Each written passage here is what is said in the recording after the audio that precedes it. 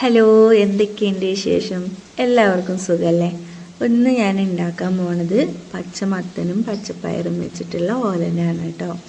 ഓലൻ വെള്ളപ്പയറൊക്കെ വെച്ചിട്ട് ഉണ്ടാക്കാറുണ്ട്, മറ്റേ ഉണങ്ങിയ പയറൊക്കെ വെച്ചിട്ട് ഉണ്ടാക്കാറുണ്ട്. പക്ഷെ എനിക്കിവിടെ ഇഷ്ടം ഇതാണ് കേട്ടോ.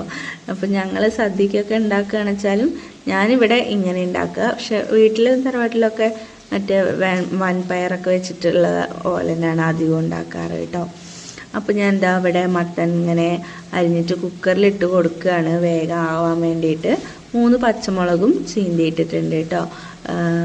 ഓലന് നമ്മൾ കനം കുറഞ്ഞിട്ട് ചതുര കഷ്ണങ്ങളാക്കിയിട്ടാണ് മുറിക്കുക. അപ്പോൾ ഞാൻ പെട്ടെന്നായി കിട്ടണം വിചാരിച്ചിട്ട് വേഗം കുക്കറിൽ വെക്കുകയാണ് കേട്ടോ. കുക്കറിലൊന്നും വെക്കേണ്ട, നമുക്ക് ചീനച്ചട്ടിയിൽ വെച്ചാലും മതി.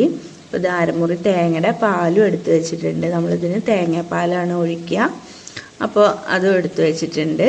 ഇപ്പോഴേക്കും നമ്മുടെ വിസിലൊക്കെ വന്ന് നല്ല ഉണ്ടായിരുന്നു കേട്ടോ. മത്തൻ പെട്ടെന്നായി കിട്ടാൻ വേണ്ടിയിട്ടായിരുന്നു. അപ്പോൾ നമ്മുടെ മത്തനൊക്കെ നല്ലതായിട്ട് വെന്തിട്ടുണ്ട്. ഇനി വെള്ളം വേണിച്ച് വെറ്റിച്ചെടുക്കാം. ഞാൻ ഇപ്പോൾ അങ്ങനെ ഈ തേങ്ങാപ്പാൽ ഇങ്ങോട്ട് ഒഴിക്കുകയാണ് ചെയ്തത്.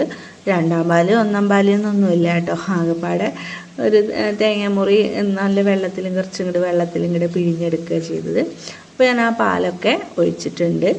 ഇനി അതൊന്ന് യോജിച്ച് വരുമ്പോൾ നമുക്ക് ഒരു തിള വന്നു കഴിഞ്ഞിട്ടുണ്ടെങ്കിൽ ഓഫാക്കാം കേട്ടോ. അങ്ങനെ നല്ലും തിളയ്ക്കൊന്നും വേണ്ട.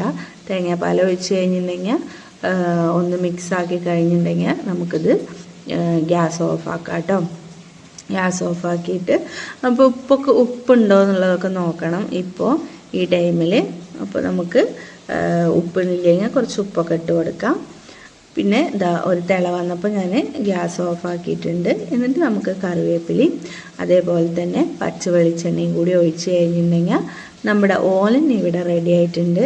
ഇപ്പം ഇങ്ങനെ വെള്ളം പോലെ ഇരിക്കണമെന്ന് വിചാരിക്കണ്ട. കുറച്ച് കഴിഞ്ഞിട്ടുണ്ടെങ്കിൽ നമ്മുടെ ഓലൻ സെറ്റായിട്ട് വരും കേട്ടോ. നല്ല കുറുന്നനെ ഇങ്ങനെ വിളമ്പാൻ ഉള്ള പാകത്തിന് വരും. ഇപ്പം ഇത് കുറച്ച് ലൂസായിട്ടായിരിക്കണത്. പക്ഷെ കുറച്ച് കഴിഞ്ഞിട്ടുണ്ടെങ്കിൽ റെഡി ആയിട്ട് വരും. ഇപ്പോൾ കണ്ടില്ലേ, ഇത് കുറച്ച് സമയം കഴിഞ്ഞു കേട്ടോ. ഒന്ന് ചൂടാറിയതിന് ശേഷം നമ്മുടെ ഓലൻ ഇതേപോലെ ആയി വരും. അപ്പോൾ എല്ലാവരും ഒന്ന് ഉണ്ടാക്കി നോക്കൂ, അടിപൊളിയാണ്. നമുക്കിത് ചോറിൻ്റെ ഒപ്പം മാത്രമല്ല, സദ്യയുടെ ഒപ്പം മാത്രമല്ല കേട്ടോ, ചപ്പാത്തിക്കൊക്കെ അടിപൊളിയാണ്.